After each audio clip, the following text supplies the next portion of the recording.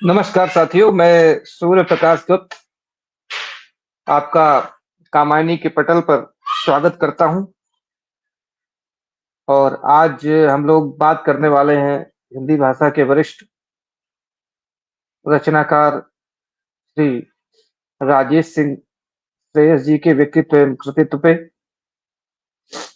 और उनका हम लोग साक्षात्कार करेंगे, उनसे कुछ विमर्श करेंगे, उनकी साहित्यिक रचनाओं की लंबी यात्रा के बारे में चर्चा करेंगे। तो रिक्वेस्ट है कि आप लोग जल्दी से जल्दी जुड़ जाएं।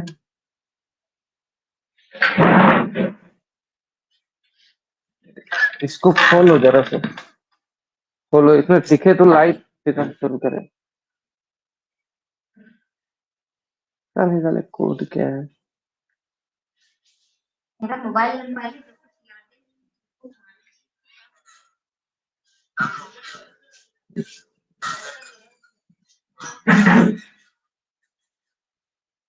तो मित्रों, आज हम लोग बात करने वाले हैं राजेश भैया श्रेयस जी की रचना कर्म के बारे में, उनकी विशेष करके कविताएं, उनकी जो उपन्यास हैं और उनकी एक लंबी जीवन यात्रा की कथा पर विमर्श होगा। आखिर इन उपन्यासों के पीछे, इन कविताओं के पीछे उनका क्या संघर्ष रहा और किस तरीके से उन्होंने इसको आगे बढ़ाया। तो आप सभी से रिक्वेस्ट है कि इससे पहले हम स्टूडियो में उनको बुलाएं, उनका स्वागत करें। आप लोग जल्दी से जल्दी ये वीडियो अपनी वॉल पर शेयर कर दें और जरा सा बताएं कि मेरी आवाज आप लोगों को सुनाई दे रही है, कोई प्रॉब्लम तो नहीं है। ये चीज जरूर आप ध्यान देंगे, कमेंट करके मुझे बताएं।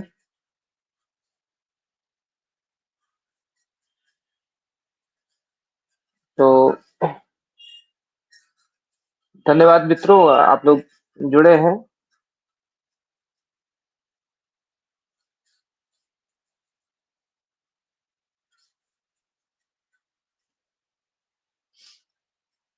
सबसे महत्वपूर्ण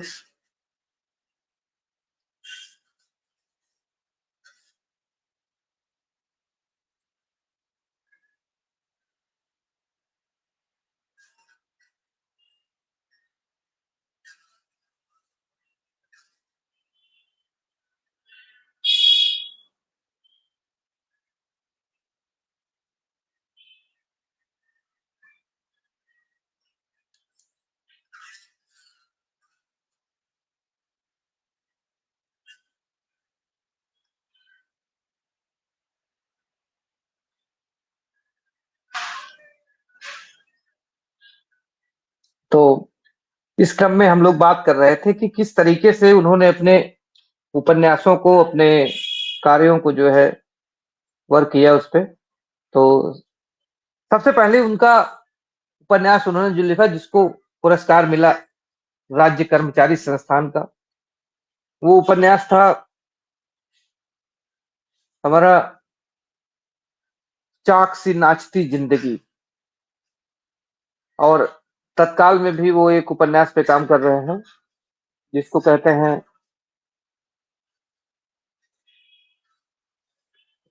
डूबता सूरज अचानक उग गया।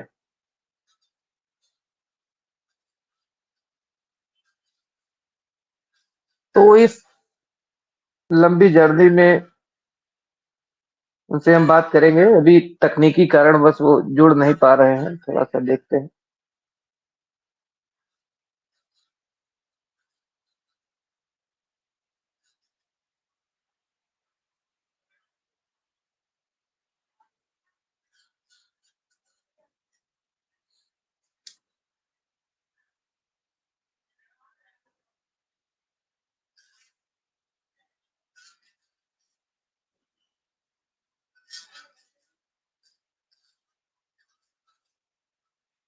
चलो, हाँ भैया, भैया ज्वाइन करिए, ज्वाइन करिए अभी।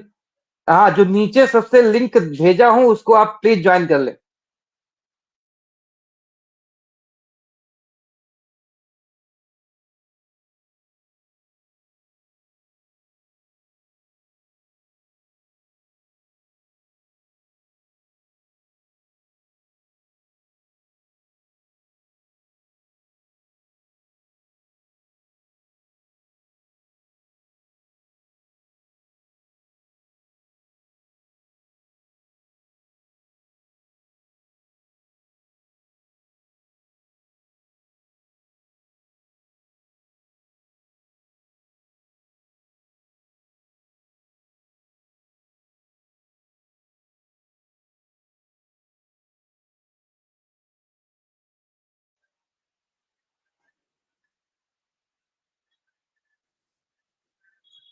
अब आ गए क्या? हाँ हाँ, जी जी जी, आ गए। अब जरा सा देख लेते हैं लाइव में।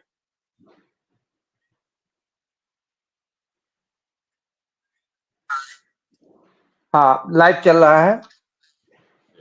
तो भैया, सबसे पहले मैं आपका वेलकम करता हूँ, स्वागत करता हूँ, हार्दिक अभिनंदन करता हूँ कामायनी के इस अ, पटल पर। और सभी दर्शकों और श्रोताओं की तरफ से मैं अभिनंदन करता हूँ। अभी मैं चर्चा कर रहा था साथियों से कि उपन्यास रचना कर्म और कविता रचना कर्म के बीच में एक कवि को कितना संघर्ष करना पड़ता है। और ये साक्षात हम राजेश कुमार सिंह श्रेयस जी के रूप में देख रहे हैं। आगे भी इस चीज को हम देखने की कोशिश करेंगे। तो सभी मित्रों से, सभी साथियों से अनुरोध है, जो भी लाइव टेलीकास्ट में हमारे साथ जुड़े हुए हैं, कृपया अपनी वॉल पर इसको ज्यादा से ज्यादा शेयर करें, जिससे अधिक से अधिक लोगों तक ये वीडियो पहुंचे और अधिक से अधिक लोगों को इसका लाभ मिले। तो कहीं ना कहीं ये चीजें भी देखनी होंगी, समझनी होंगी। तो आज हम लोग, भैया, सबसे पहले शुरू करते हैं आपकी साहित्यिक यात्रा से। तो आखिर जीवन में आपके वो कौन सा मोड़ आया जब आपको लगा कि साहित्य लिखा जाना चाहिए, साहित्य रचा जाना चाहिए? और क्यों आपको लगता है कि साहित्य, साहित्यिक विमर्श जरूरी है? और साहित्य रचनाओं के लिए किस तरीके का संघर्ष आपको करना पड़ा? धन्यवाद। आपका एक ऐसा प्रश्न है कि जिस प्रश्न पर हमारी एक चर्चा एक दो दिन पहले हो चुकी थी एक लोगों से। मेरा बचपन ही साहित्य के साथ शुरुआत हुई, बचपन में ही। और अगर आप कहें कि साहित्य क्यों लिखा जाना चाहिए, तो मेरा बचपन, जब मैं पढ़ाई कर रहा था अपने गांव में और कक्षा 6 का मैं विद्यार्थी था, और उस समय एक हमारे शिक्षक होते थे श्री राजदेव सिंह, और वो जी प्राइमरी स्कूल के बाद हम मिडिल में गए थे। जी विषय विज्ञान हमारा ज्यादा शुरू से ही रहा अपना, लेकिन हिंदी में हमारी बड़ी रुचि होती थी। जी जी लिखना तो मैंने उसी समय शुरू कर दिया था। और आपसे जी जी बताऊं, उस समय पता नहीं हमारी उम्र, कक्षा 6 में जो सोच सकते हैं क्या उम्र होगी, लेकिन उस जी वक्त हमने एक अपनी रचना लिखा घर पर बैठकर, और मैंने उनको जी जी जाकर सुनाया। और कहिए तो मैं उस रचना को ही सुना के कहूँ, 4 लाइन की, कि वो, बिल्कुल बिल्कुल, स्वागत है। कि मैंने लिखा था उस समय कि रात्रि का अवसान हो चला, मानो बिहान हो चला, तीव्र रथ पर बैठा किरण जाल फेंक फेंक, रात्रि को क्या भजाने बात! वासर चला। ओस कड़प किरण की पहुंची जो ही लपट लाल, सुस्मित दीपावली क्या सा बात! दिए जलता चला, राजेश राजन की राह पर खड़ा व्यक्ति रजत के पात्र से अर्घ चढ़ाता चला। यह क्या बात! रचना मेरी, आप इस तरह से समझिए कि यह 77 में, 1977 में यह रचना मैंने जी पहली रचना लिखी थी। और उस समय मैं जी कवि नहीं था और न साहित्य की एबीसीडी जानता। जी उसके बाद से कालांतर में अब आपसे चर्चा करते जाएंगे तो मेरा जी रचना कर्म था। लेकिन वास्तविक रूप से 1990 में, जी 1990 में मेरी जो नियुक्ति हुई थी पहली बार, जी तो उस वक्त जी मैं जुड़ गया था कुछ ऐसे जी साहित्यकार बनारस में। और बड़ी संजोग की जी बात है कि बनारस जो काशी की धरती है, जी साहित्यकारों के लिए इतनी उर्वरा धरती है। मेरी जी पोस्टिंग जी मिर्जापुर में थी और मैं रहता था वाराणसी में, और वहां पर मैं साहित्य की जी शुरुआत कर, और जी वही एक ऐसा प्लेटफॉर्म था जहां से जी कि हमें सब कुछ आ गया था। और मेरी पहली पुस्तक, जो कि हमारे पास उसकी प्रतिलिपि तो नहीं है, यश जी जी चांद, तो हमारी तो शुरुआत वहीं से है। जी, अच्छा भैया, एक चीज जरा सा बताएं कि जो आपके बारे में मैंने सुना है कि आप बलिया के रहने वाले हैं, तो जी जी।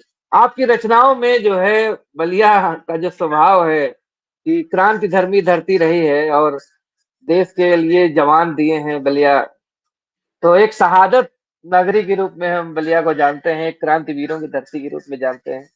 तो जरूर से जरूर आपकी पैनी कलम ने उन शहीदों के लिए भी कुछ लिखा होगा। तो हम चाहते हैं कि सबसे पहले हम कार्यक्रम में आगे बढ़ने से पहले आपके बलिया के एक आध संस्मरण सुन लें कि क्या आपके लेखन में आपकी जो पृष्ठभूमि थी उसका कुछ असर पड़ा है? आपने बिल्कुल सही कहा, कुछ असर नहीं पड़ा, 100% 100% असर पड़ा। और उसका उसका शुरुआत भी मानो तो मेरी एक कविता हुआ करती थी, और मैं जी एक घटना का जिक्र करके इसकी शुरुआत करूंगा। बलिया में एक जी कवि होते थे, मंगला सिंह मंगल। जी उस समय में जी 1986 की बात है, लखनऊ में मैं जी रहता था। और जी वो आए थे किसी काम से। जमाना वो था जी जब होटल में लोग नहीं जी रुकते थे, किसी परिचित के यहाँ जी रुकते थे। और मैं भी जी एलएलबी कर रहा था अपने एक परिचित जी रमाकांत यादव जी के यहाँ रहकर, रेलवे कॉलोनी में।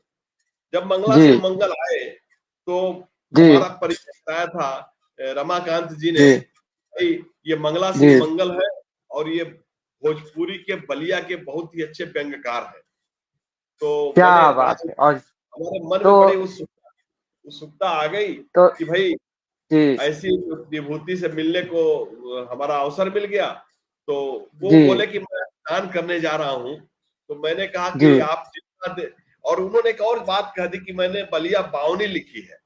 उन्होंने कहा मैंने अभी जी अभी हाल ही में बलिया बावनी जी लिखी है।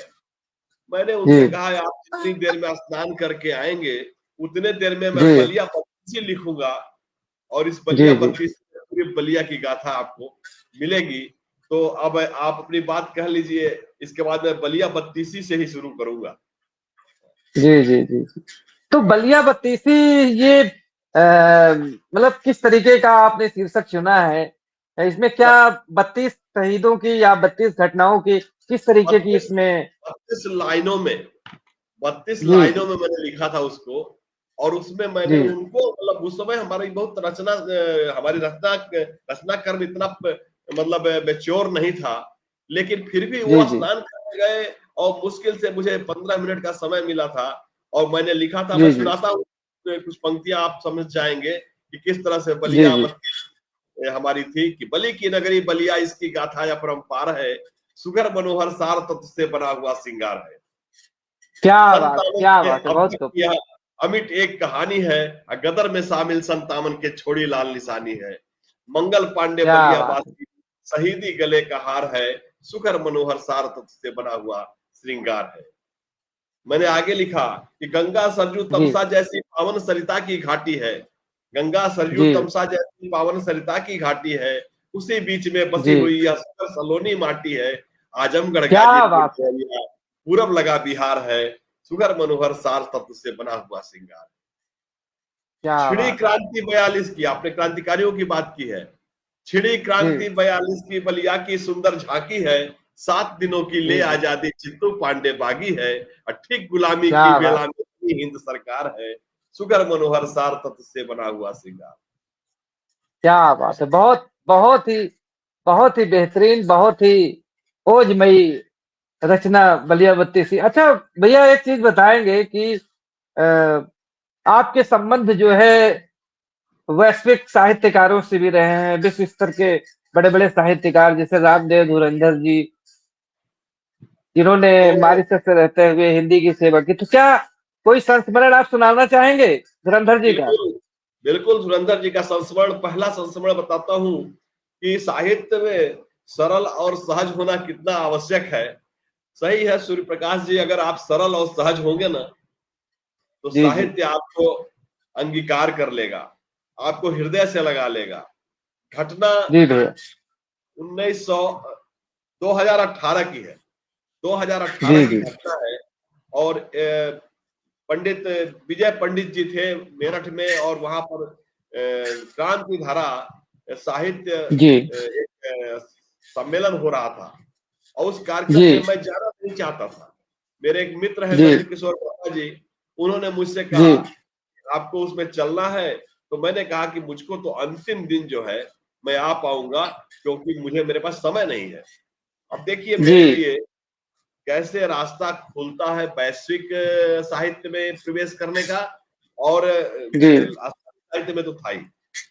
उस समय जी मैं जब वहां पहुंचा, उस कॉलेज के गेट पर एक यूनिवर्सिटी में वो कार्यक्रम चल रहा था, जिस समय मैं जी पहुंचा उसी समय रामदेव धुरंधर जी अपना कार्यक्रम समाप्त करके वापस दिल्ली जा रहे थे, जी और उनसे हमारा परिचय कराया नंद किशोर जी ने, और चंद जी मिनट का 5 मिनट का वह परिचय था, जिसमें मैं, जी नंद किशोर वर्मा जी, मनोज कुमार, जी मनोज एक बहुत अच्छे गीतकार हैं, हमारे मित्र हैं मेरठ के, जी और जी जी वो थे, वो चूंकि वो वहां की कार्यकारिणी में थे, वो जी मेजबान थे, और वो परिचय जी हुआ। उसके बाद वह आज का दिन है, रामदेव धुरंधर हमारे मार्गदर्शक जी ही नहीं, बल्कि हमारी एबीसीडी जो है, जहां कहीं भी मतलब हम साहित्य में हम जहां हमने पैर रखा वहां पर उनके हाथ जो है हमको थाम लेते थे। क्या बात है, यानी कि एक आत्मीय घनिष्ठता के साथ आप जुड़े हैं धुरंधर जी से, और धुरंधर जी का जो विशाल व्यक्तित्व है, विराट व्यक्तित्व है, वो भी अपने आप में प्रेरणादायी व्यक्तित्व है। अभी उन पर एक पवन बख्शी जी ने पुस्तक भी लिखी थी, जिस पर आपने बड़ी अच्छी समीक्षा लिखी। अच्छा भैया, हम अब बात करना चाहते हैं, आपने जो वीरवर मानस के लक्ष्मण जो लिखा आपने, तो उसके बारे में कुछ बताइए कि कैसे आपके मन में विचार आया कि लक्ष्मण जी पर कुछ राम जी पर तो बहुत लोग लिखते हैं, आपने लक्ष्मण जी पर लिखने का क्यों विचार किया? एक सेकंड, वीरवर लक्ष्मण मानस के मौन योद्धा की बात अगर मैं करूं, तो इसकी जी पटकथा लिखी गई थी मध्य प्रदेश की राजधानी भोपाल में। हमारे एक मित्र हैं, जी उनका नाम है डॉक्टर राजेश श्रीवास्तव। डॉक्टर राजेश जी श्रीवास्तव ये भोपाल में रामायण केंद्र भोपाल के निदेशक भी हैं, और मेला और जी तीर्थ जो मध्य प्रदेश शासन है वहां उसके शासी अधिकारी भी हैं। वो जी हमारे मित्र हैं, और मैं एक ऐसे ही कार्यक्रम में उनके पास भोपाल गया था। वहां जी राममय ही सब कुछ था, राम पर ही चल जी रहा था, और मेरी चर्चा जो जी थी वो उस समय ये हुआ था कि लखनऊ से आ रहे हैं, और मानस जी में नदियां विषय पर मुझे शोध पत्र पढ़ना था मुझे। तो मेरा जी विषय था मानस में नदियां, लेकिन चूंकि मैं जी लखनऊ से गया था, जी और जी मेरा दिमाग बराबर, जब मैं केजीएमसी में पढ़ता था, जी जी जॉब करता था, तो मैं जब जाता जी था तो जो हमारा रूट होता था, वो जो आजकल केडी सिंह बाबू स्टेडियम है, उसके ठीक जी सामने एक लक्ष्मण जी की मूर्ति लगी हुई। जी मैं बराबर उनकी तरफ देखता था, मेरे मन में आता था कि रामायण का यह जी पात्र, जी जो कि मानस में सबसे मुखर और सबसे वीर योद्धा और तमाम चीजें इनके जी ऊपर है, लेकिन ये हमेशा नेपथ्य में ही रहते हैं। और जी मेरे जी मन में आया कि यह बीरबल योद्धा मौन योद्धा है, योद्धा तो है लेकिन मौन योद्धा जी है। जी कैसे जी। है अच्छा, लक्ष्मण जी? कुछ पंक्तियां हमारे जो श्रोतागण है, दर्शक हैं, उनको आप सुनाना चाहेंगे वीरवर लक्ष्मण की? काफी बीरबल चर्चित लक्ष्मण, कृति रही है आपकी। हाँ, बीरबल लक्ष्मण मानस के मौन योद्धा जो है, इसकी जो मैंने शुरुआत की थी, अगर मैं उसकी बात करूं, तो उसको जी आप, अब इस हमारी चंद पंक्तियां जो मैं अभी बोलने जा रहा हूं, इसको जब आप जी सुनेंगे तो आपको पता चल जाए कि क्यों लक्ष्मण मानस के मौन योद्धा है। तो सुनिएगा, जी श्री जी राम मर्यादा के मानदंड एवं श्री हनुमान शौर्य, वीरता और ज्ञान के प्रतिमान है। मानस जी के इन दो चरित्रों के अतिरिक्त कई अनेक चरित्रों का व्यापक वर्णन गोस्वामी तुलसीदास कृत रामचरितमानस में आता है। इस लेख में जी मैं बार बार मानस का प्रयोग करूंगा, जिसका जी अभिप्राय रामचरितमानस से ही होगा। मानस जी में मां जानकी, भाई भरत के चरित्र पर काफी कुछ लिखा गया है। इन सभी जी जी चरित्रों के साथ साथ मानस में एक चरित्र श्री लक्ष्मण जी का है, जी इस जिसके विषय में बहुत विस्तार से न लिखते हुए सीमित में ही जी सीमातीत वर्णन किया गया है। मानस का यह मौन चरित्र श्री राम के पद चिन्हों के पीछे पीछे अपने पद चिन्ह बनाता हुआ बड़ी शालीनता के साथ आगे उस तरफ बढ़ता हुआ प्रतीत होता है जहां न शोर है न कोई धमक है। हाँ, यदि कुछ है वह एक प्रतिध्वनि है, जो राम के प्रत्येक धनुटंकोर की प्रतिध्वनि है, जो मौन चिघाड़ के साथ सदैव राम के चाप से निकले हुए सर के पीछे पीछे लक्ष्मण के तर्कस से निकलकर दौड़ पड़ती है। इसकी मारक क्या क्षमता, बात। इसकी मौन मारक जी क्षमता श्री लखनलाल जी के लाल लाल नेत्रों में स्पष्ट रूप से देखी जा सकती है। क्या सेवापति बात। लक्ष्मण जी की सेवा स्वयं की निद्रा का दमन कर जीवन की विश्राम अवस्था को स्वयं से च्युत कर देता है। मेरी यह इस जी शुरुआती पंक्तियां हैं इस जी जी वीरवर लक्ष्मण मानस के मौन योद्धा, जो मेरे मन में पहली जी बार आई और मुझे जी जी लगा कि ध्वज में जिस तरह से दंड लगा होता है और दंड जी जी दिखता नहीं है, पूरा ध्वज उसके ऊपर जी जी होता है, ऐसे ही मानस जी में जी। वीरवर लक्ष्मण जी। अच्छा भैया, एक चीज बता पूछना चाहूंगा मैं कि जब ये लक्ष्मण जी पर आप रचना कर रहे थे उस समय कहीं आपने राम के बारे में क्या आपके विचार थे? आखिर राम और लक्ष्मण में राम का पात्र न चुन करके लक्ष्मण को चुनने के पीछे क्या रीजन था? राम पर आप राम पर भगवान भी तो लिख राम सकते थे। नहीं, भगवान राम पर तो मैंने बहुत लिखा, लेकिन पुस्तक जी के रूप में आप जी जैसा सही बोल रहे हैं, मैंने जी एक एक अगर साहित्यकार के रूप में देखा जाए तो जी जो रचना कर्म है, जी जो हमारी रचना धर्मिता है, जो लेखन की जी जी हमारी परंपरा है, जी साहित्यकार वहां तक प्रवेश करना चाहता है जहां तक अभी लोग पहुंचे न हो, और वहां तक जी पहुंचकर कुछ वो मोती निकाल लाना चाहता है कि सो समाज जी को अपने पात्र को देना होता है। मैंने जी देखा कि राम के चरित्र पर, भरत के चरित्र पर, इवन हनुमान जी के चरित्र पर, मतलब इनका चरित्र तो इतना महान है, बहुत कुछ लिखा जी गया है, लेकिन लक्ष्मण जी जी का चरित्र बहुत ही प्रधान है। और एक और बात जी थी जी मेरे साथ कि इतना जी बड़ा चरित्र होने के बाद, जी मतलब एक समय की घटना मैंने मुझे याद आई, क्यों मैंने लक्ष्मण जी पर लिखा कि जब भरत जी जी आते हैं अयोध्या से, और उनके जी सबके अंदर में ये भावना होती है कि नहीं, भरत जी जो है लक्ष्मण जी के ही मन में आ रही है कि लगता है भरत जी हमारे पर आक्रमण करने आ रहे हैं, जी लेकिन मिलना चाह रहे हैं, लेकिन वह उसी तरह से मूर्त रूप में खड़े हो रहे हैं। मतलब देखिए जैसे कमांडो जैसे होता है राम के लिए जी 24 घंटा चलने वाला, इस तरह से जी लक्ष्मण जी हमें दिखते हैं। और जी लक्ष्मण का चरित्र जो है, मतलब यहाँ तक कि एक बार सीता जी से के विषय में जब पूछा जाता है तो कितना बड़ा कहते हैं कि मैं तो बिच्छुओं का सेवक हूँ, माँ के कुंडल को मैंने जी नहीं जी देखा है, प्रमाण कितने जी हैं। जी और एक कोई ऐसी जगह नहीं है जहां जहां पर कि लक्ष्मण जी अपने मार्ग से, सेवा मार्ग से विचलित होते जी। हैं, क्रोधित जरूर होते हैं। अच्छा भैया, पुस्तकों के बारे में फिर चर्चा होती रहेगी।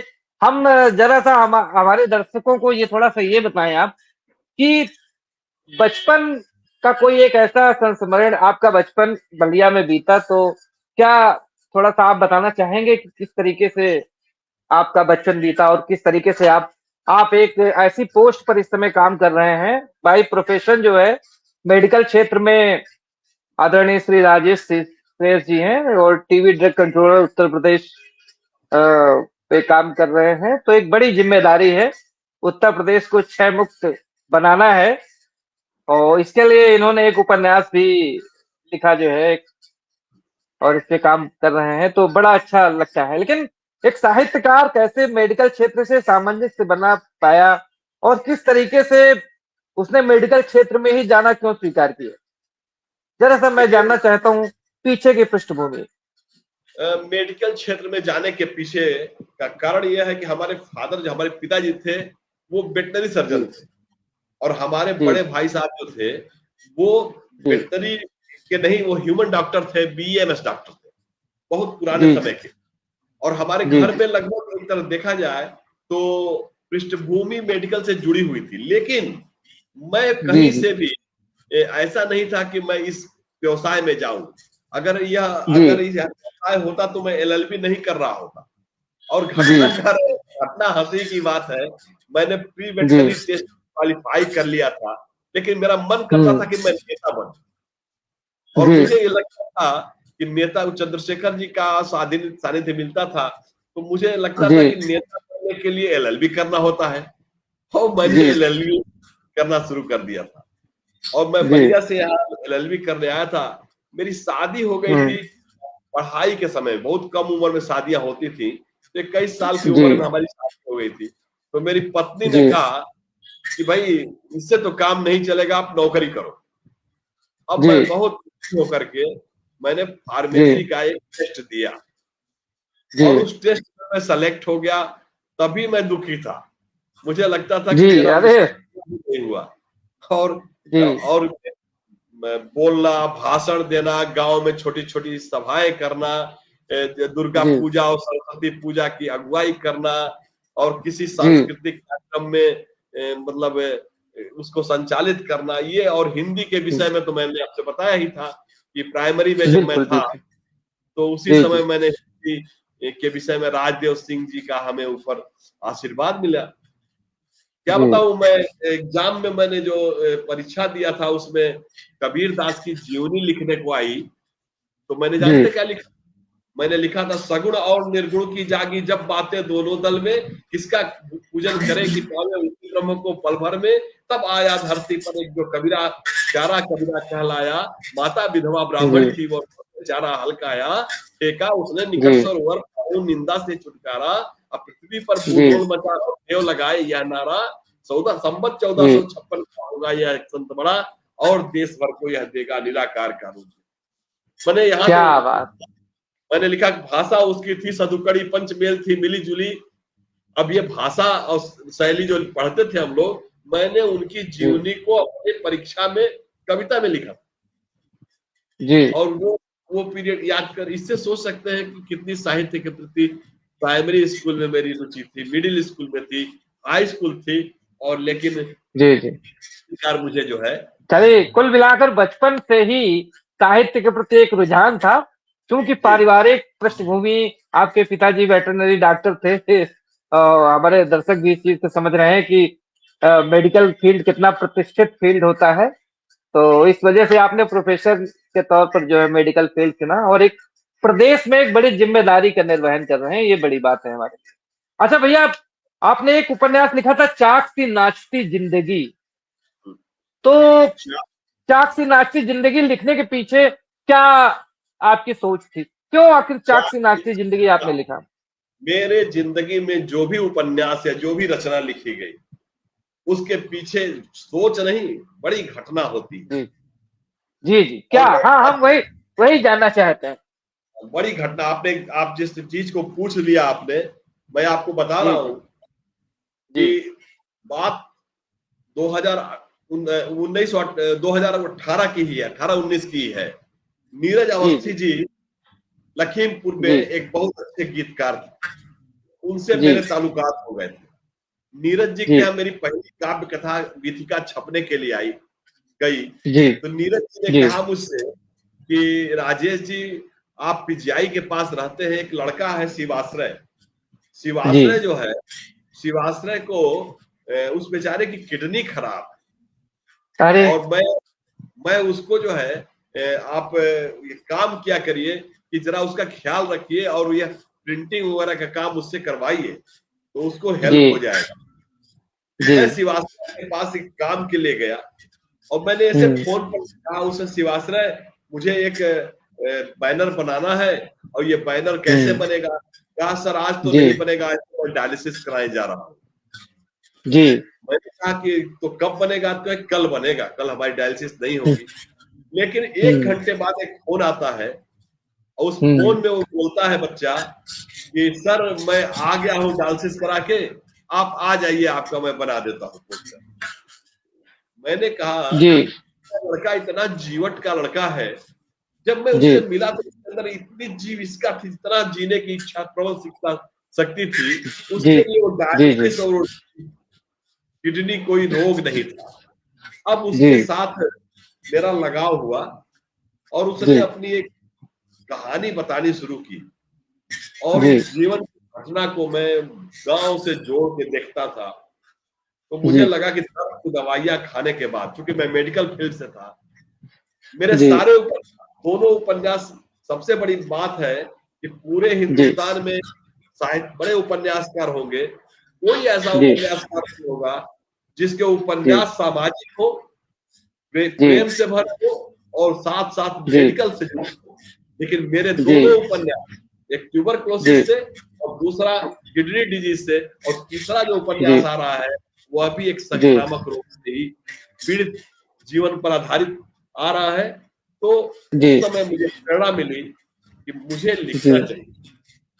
जी दर्द की दवाइयां अधिक मात्रा में खाने से, बिना हम्म मतलब के खाने से किस तरह से गुर्दा खराब हो जाता है, ये मुझे देखने को मिला। हालांकि बच्चा वो बिल्कुल स्वस्थ हुआ और वो उपन्यास काफी लोकप्रिय उपन्यास है और उसको हमें मतलब हमारे युवा उत्कर्ष साहित्यिक मंच द्वारा उसे सम्मान भी पिछले साल मिला था नई दिल्ली में। जी जी। ये हमारे उस तो एक उपन्यास की बड़ी घटना है। बड़ी उपलब्धि रही ये आपको राज्य कर्मचारी संस्थान से पुरस्कार मिला, ये एक बड़ी उपलब्धि है। साथ ही इस उपलब्धि के साथ इस घटना ने ये भी बताया हमें कि कैसे एक साहित्यकार की लेखनी केवल जीवन नहीं होती, उस लेखनी से परे भी उसका जीवन है। और आमतौर पर साहित्यकारों के जीवन में और लेखनी में बड़ा अंतर देखने को मिलता है। लेकिन राजेश जी, आपकी रचनाओं को पढ़ते हुए प्लस आपके जीवन चरित्र को देखते हुए कतई नहीं लगता कि जरा सा भी भेद है। बिल्कुल सहज तरीके से आपकी रचनाएं हैं और सहज तरीके से आपका जीवन। मैं इसे तो बड़ी ईश्वर की कृपा मानता हूं, बहुत कम लोगों पर होती है, और इसके लिए मैं आपको बहुत बहुत बधाई ज्ञापित करता हूं। अच्छा, आगे बढ़ने से पहले मैं चाहता हूं कि अपने बचपन का कोई प्राइमरी वाला कोई एक संस्मरण आप सुना दें, जो आप सुनाना चाहें। बचपन का जो प्राइमरी का संस्मरण है, जी इसका एक घटना हमारे साथ है। उसको जी मैंने कहानी में भी लिखा था। होता जी क्या था कि मेरा एक मित्र था बचपन में, जी जी इंद्रजीत वर्मा उसका नाम था। और जी वो जो है, वो हमारे गांव में ही उनका घर था। वो पढ़ने में बहुत तेज होते थे और जी मैं भी अपने, तो उस समय विद्यालय की जो पढ़ाई का आलम होता था वो ऐसा जी होता था कि अध्यापक इतने डिवोटी होते थे कि वो दिन में तो जी पढ़ाते नहीं थे, वो रात के भी जी क्लासेज लेते थे, निःशुल्क जी क्लासेज जी लेते थे। जी मेरी आदत पड़ गई थी, जब मैं जी स्कूल जाता था तो मैं जब जी तक जी उनके घर की लिट्टी चोखा या जी जिसे कहते हैं कि एक मकुनी बनती थी आलू की भर करके, जी। हमारे यहाँ मकुनी अच्छा, बोलते हैं मकुनी, आलू। मकुनी से याद हाँ, आया। अच्छा, मकुनी जो है ये बिहार से भी रिलेटेड है ना? ये बेसिकली बिहार, हमारा बलिया जो है बॉर्डर बिहार का है, तो बहुत सारी जी जी संस्कृतियां जो है मिलती हैं। जी जी लेकिन बेसिक जी रूप जी से पत्ती सभी मकुनी की बलिया से ही है। और मकुनी जी। दो अच्छा, किस्म की मकुनी, मकुनी बनती कैसे भैया, क्या उसका मकुनी सिस्टम रहता है? बाटी है, मकुनी को कुछ और नहीं कहते हैं। मकुनी को जी बाटी इसलिए बोलते हैं, वो बेसन, अरे वो सत्तू को ही जो है आटे की रोटी में, जैसे कि नहीं पराठा जिसे आप बोलते हैं ना, तो जी पराठा, जी जी आपका जी पराठा जो होगा, आपका जी पराठा जो सत्तू आटे में भर के बनेगा, उसको जी जी आप उसमें डालते हैं, क्या बोलते हैं, उसी तरह से हम आलू को भी भर के और सत्तू को भी भर के दो किस्म का जी बनाते हैं। जी एक है छनुई और एक आग जी में पका के, एक छान के जी मतलब जी तेल जी में, और एक आग में। ये दोनों, इसी को हम जी मकुनी कहते हैं। उसके अंदर कुछ जी ऐसे डेंजर है। तो मैं बता रहे थे उस घटना जी को। मैं उनके यहाँ जी आता जी था और बिना उनके जी यहाँ खाना खाए, जी हम दोनों जो है, नहीं कहते आज समाज में कैसा प्रेम है, वो दोनों का जी प्रेम इतना बेहतर था। और फिर एक लड़के जी से मिलते थे और हम लोग जी स्कूल चले जाते थे। जी मेरा एक दोस्त था, वो पढ़ता नहीं था, वो जी धीरे से रजाई में छिप जाता था और हम लोग उसको छिपा लेते थे। इसलिए कि जी उसको उसको पिटाई होती थी उस समय, और उसको जी बचाने के लिए हम लोग उसको रजाई में चारों तरफ से, नहीं जाड़े में रजाई ओढ़ते हैं।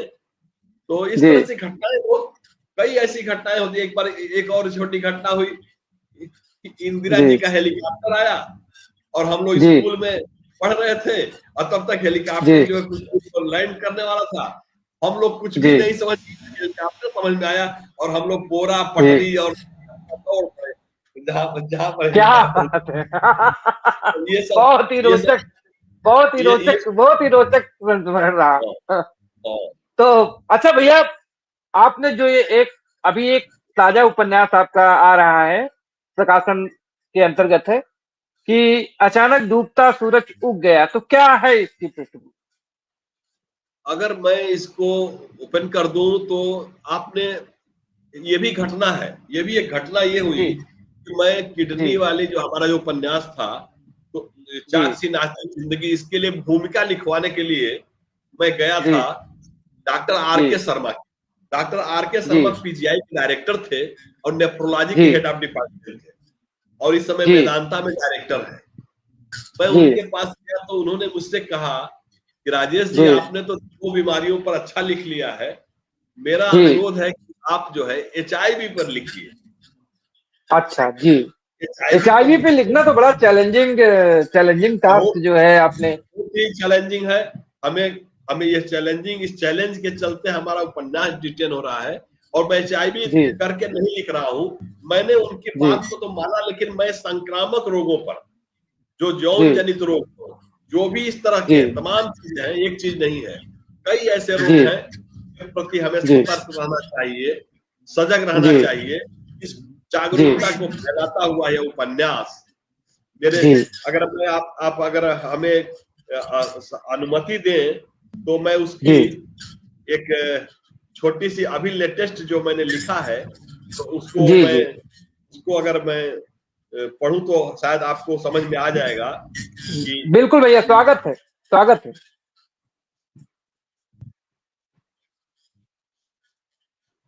एक उसमें हमने दिखाया है, एक लड़की स्कूल जाती है और स्कूल जी जाते समय उसको किसी ऑटो वाले ने उसको जी किडनैप कर लिया। हाँ, जी ने लिखा है कि संध्या कोचिंग से घर के लिए निकल चुकी थी, उसका कोचिंग सेंटर जी बोरावली के पास था।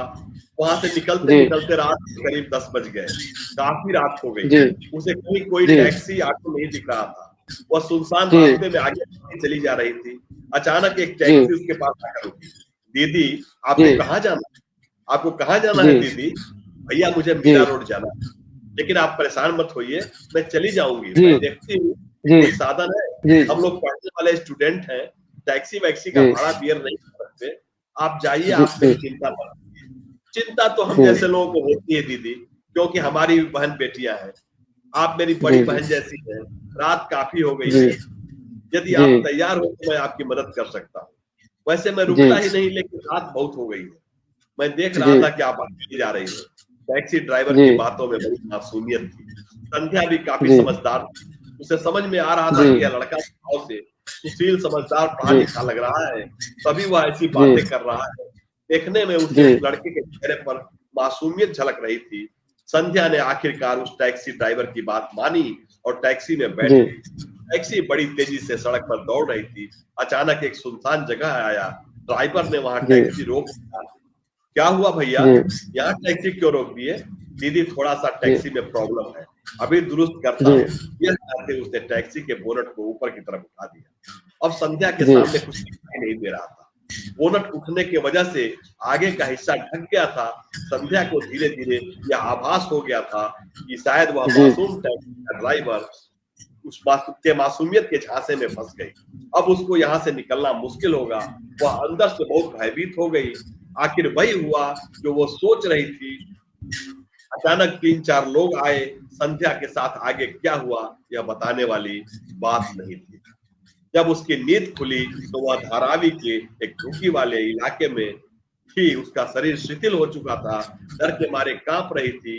अबे लड़की, परेशान ना हो, तुम्हें कोई तकलीफ नहीं होगी, यहाँ कोई तुम्हारी जान माल का नुकसान नहीं करेगा, सिर्फ मैं जितना कहूंगी उतना करती जा, तुम यहाँ से एक नई जिंदगी शुरू करने वाली हो। एक मोटी सी बुजुर्ग सी दिखने वाली महिला ने कहा। इस महिला के आंखों में क्रूरता साफ साफ झलक रही। छोटा सा अंश जी मैंने आपको सुनाया, और इस जी तरह से ये निश्चित तौर पे बहुत ही एक भावुक कर देने वाला अंश है ये उपन्यास। डूबता सूरज अचानक उग गया थे, और बहुत चैलेंजिंग पृष्ठभूमि है। एचआईवी एड्स के जो भी मरीज होते हैं हमारे समाज में, पता नहीं क्यों उनके साथ अछूतों जैसा व्यवहार किया जाता है।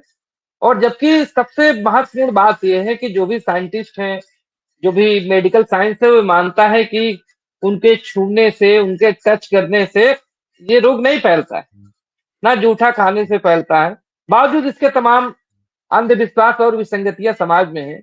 और इन सब चीजों पर एक करारा प्रहार करने के लिए और समाज को एक स्वस्थ जीवन शैली अपनाने के लिए एक उपन्यास के रूप में एक बड़ी थाती आप सौंपने जा रहे हैं राजेश जी। और इसके लिए मैं अग्रिम बधाई आपको देता हूं कि आपने एक बड़ा साहसपूर्ण कदम उठाया इस क्षेत्र में कलम चलाने के लिए। और इसमें आपके मेडिकल क्षेत्र के जो कार्य अनुभव हैं वो भी बहुत सहायक सिद्ध होंगे, ऐसी मुझे पूरी उम्मीद है। देखिए। अच्छा भैया, जो आपका एक उपन्यास है चाक सी नाचती जिंदगी, इसके अगर कुछ अंश हमारे पाठकों को आप सुना देते तो थोड़ा सा अच्छा रहता। देखिए, चाक से नाचती जिंदगी उसी बच्चे की कहानी है जी जिसकी गरीबी उसके साथ छोड़ने का नाम नहीं लेती है। जी समाज का एक तबका जो है झाड़ फूक में विश्वास करता है, अशिक्षा है। वो मुंबई से जी लौट कर आता है। जी मुंबई से लौट के आता है तो वो समय जोड़ता है कि मुझको मुंबई से जौनपुर की यात्रा करने में 3 दिन समय लगे हैं। अब हमारा जी समय आ गया है, हमें डायलिसिस करा लेना चाहिए। हम जब जी सुरक्षित रहेंगे तभी हम आगे चलेंगे। लेकिन होता क्या है कि बिल्कुल उस घटना को हम ऐसे देखते हैं। जी। दर्शकों, ये बाबू जी। हमारे राजेश भैया का जो उपन्यास है चाक सी नाचती जिंदगी, उसके उपन्यास के अंश हैं। आप इसको सुने और समझें कि आखिर किस तरीके से राजेश जी ने अपने इस उपन्यास में ग्रामीण अंचल की उन विसंगतियों को, अशिक्षा और विभिन्न रोगों के प्रति जो दृष्टिकोण होता है, लोगों का सोचने का जो नजरिया होता है, किस तरीके से बड़ी बारीकी से उन्होंने कलम चलाई। जी स्वागत है राजेश जी। तो वो लड़की जो है, इसमें हमारी मुख्य पात्र जो है एक सुनैनी है। सुनैनी उस जी लड़के की पत्नी है जो कि अपनी किडनी देकर अपने पति का जान बचाती है। तो उसमें मैंने जी लिखा है कि जब वो आती है मुंबई से लौट के गांव पहुंचती है तो उसे जी सब कुछ पता है। किडनी का मरीज डॉक्टर बन जाता है। मुंबई में करा रही थी डायलिसिस, तो उसे पता था कि हमें जी डायलिसिस तब करानी है। तो कहते बाबूजी इनकी डायलिसिस कराना जरूरी है, नहीं तो इनकी हालत खराब हो जाएगी। अपने ससुर से जी कहती है जी डायलिसिस। जी अरे भाई ये क्या होता है भाई, मुझे इसका कुछ पता नहीं है कि कौन सी बीमारी जी हो जी गई। अर्जुन ने कहा। जी इस विषय जी में जी सुनैनी ने अपने ससुर को समझाना टेढ़ा लग रहा था। बाबूजी, जी इसे मशीन से खून को की सफाई जी होती है। अरे भाई जी मुझे जी कुछ समझ नहीं आ रहा है, तुम ही लोग क्या समझो बात क्या है। कर। रतिया काकी एक वही गांव में एक विलेन के रोल में होती है ना, कुछ महिलाएं। जी वो जी जी भैया रतिया काकी श्यामू के पलंग के पास बैठ गई, फिर लौट आकर सरजू के पास बैठ गई। ये सरजू, बुरा मत मनिया, इस समुआ के तबीयत ठीक नहीं है। हमारा मानत है का बाची उची दे दिया जाए। हमारा मानत है का बाची उची दे दा, एहू के कष्ट कट जात। ये बात रतिया चाची ने धीरे से सरजू से कहा। जानते क्या। मरते समय गौदान करने की हाँ परंपरा। जी सरजू के जी लिए जी कोई जी बड़ी बात नहीं थी। उसने तो अपनी जिंदगी में कई बार मरने के पहले और मरने के बाद बाछी देना सुना था, जी लेकिन जी श्यामू के लिए बड़ी बात थी। तो मरीज है जी। अच्छा, श्यामू के बाछी, लिए। बाछी का अर्थ यहाँ पर गाय की बछिया से है बच्चे ना। से, हाँ। जी जी जी जी जी गौदान देने की बात श्यामू के कान में गई तो वह कांप उठा, मानो उसके आगे जी मौत नाच रही हो। लेकिन वह कर ही क्या जी सकता था। न जी न तो कुछ कर सकता था, न कोई उसका सुनना चाहता था। उसकी हालत जी खराब होती चली जा रही थी। इधर भीड़ बढ़ती जी चली जा रही थी। नाना प्रकार के सलाहों की झड़ी लग गई थी। असली इलाज और डायलिसिस की तो कोई बात ही नहीं कर रहा था। जी जी अब पीछे से बाबा पूजा पाठ की तैयारी जी हो गई है, श्यामू को जी काली माई के मंदिर तक ले चलना है। सुक्खू ने मंदिर जी से लौटते ही कहा, क्या श्यामू मंदिर पैदल नहीं जा पाएगा? पंडित जी ने रामू से पूछा। नहीं पंडित जी, उसकी हालत ऐसी नहीं है, मंदिर तक पैदल चला जाए। रामू ने कहा, ठीक है तो कोई व्यवस्था कर लिया जाए। पंडित जी ने कहा। पीछे से किसी ने कहा, तो खटिया पर लाद के ले चला जाए। श्यामू यह सब कुछ सुन रहा था। अब उसके पास कुछ बोलने के लिए शक्ति नहीं रह गई। सुनैनी भी सब कुछ देख रही थी, लेकिन कुछ कह नहीं पा रही थी। हे भगवान, इनकी हालत इतनी खराब है, यहाँ पूजा पाठ की तैयारी चल रही है, अब मैं क्या करूं? सुनैनी इसी पेशोपेश में थी तो वह राजू के पास गई। भैया आप जानते ही हैं इनकी स्थिति क्या है, इनकी हालत घंटे दर घंटे।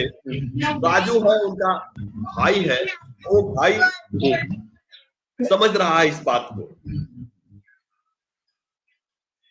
सुनैनी वही तो समझे पूछे नहीं, बिना डॉक्टर की सलाह के दर्द वाली दवाई खा लिए और खाते गए, इसका नतीजा इतना बुरा हो गया।